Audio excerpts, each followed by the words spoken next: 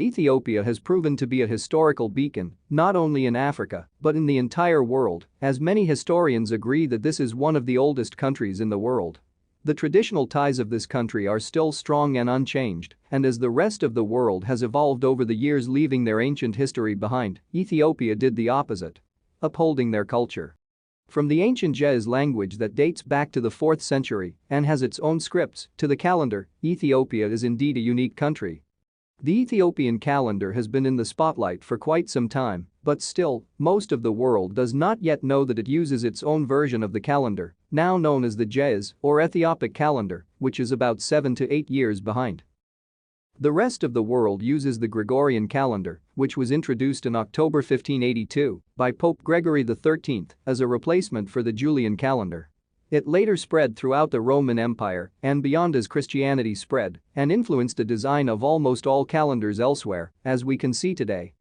As the Europeans were colonizing Africa, they brought forth the calendar which is now widely used all over the continent, but due to Ethiopia's successful resistance to colonization, they were able to preserve their traditional calendar.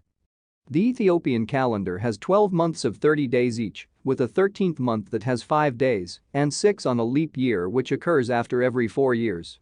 The difference of the 7 to 8 years between the Ethiopian and Gregorian calendars results from an alternative calculation in determining the date of the birth of Jesus. According to the Ethiopian calendar, Jesus was born in 7 BC, while the Gregorian one claims that Jesus was born in 1 AD, thus creating the 7-year and 8-month difference. The Gregorian calendar has been subject to criticism. In 2012, Pope Benedict XVI argued that the Christian calendar was based on miscalculation and Jesus was born earlier than previously believed, sometime between 7 BC and 2 BC, meaning the Christian calendar based on the year of his birth is off by several years. By the time the Gregorian calendar was introduced, the Julian calendar had already been in use for almost 1,600 years. After which the Gregorian version was implemented to represent modernization and improvement in date-keeping. Julius Caesar, who initiated the Julian calendar, introduced this Egyptian solar calendar, taking the length of the solar year as 365¼ days, which had exaggerated the year with 11 minutes and 14 seconds.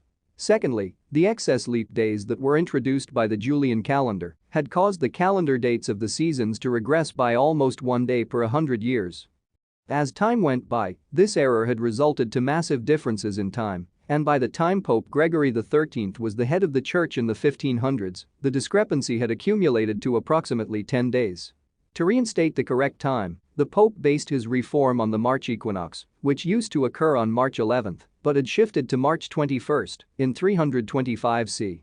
This change was done on October 1582, when the reform advanced the date by 10 days.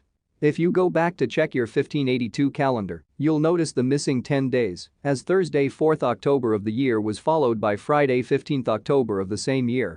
Currently, the Julian calendar is 13 days behind the Gregorian calendar, but the discrepancy between the two calendars will increase to 14 days in the year 2100.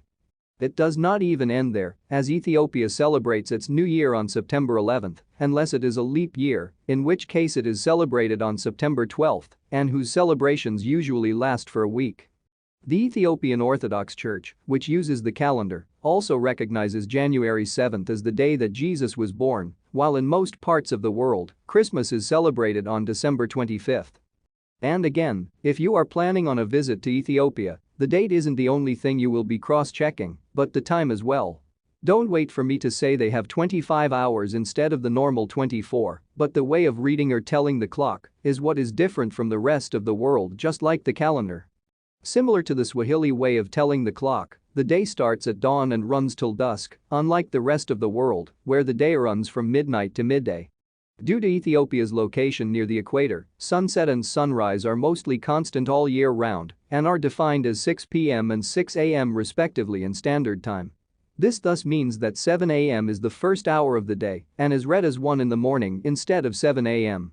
An easy adjusting to this time is to subtract 6 hours from the standard clock time. So technically speaking, Ethiopia is not really behind the rest of the world, it is just the type of the calendar they use that brings the difference. This is also the reason Ethiopia will always remain a historical country and a role model to many nations for not abandoning their traditions which have been passed down to many generations for centuries, and by the look of things, this tradition will continue.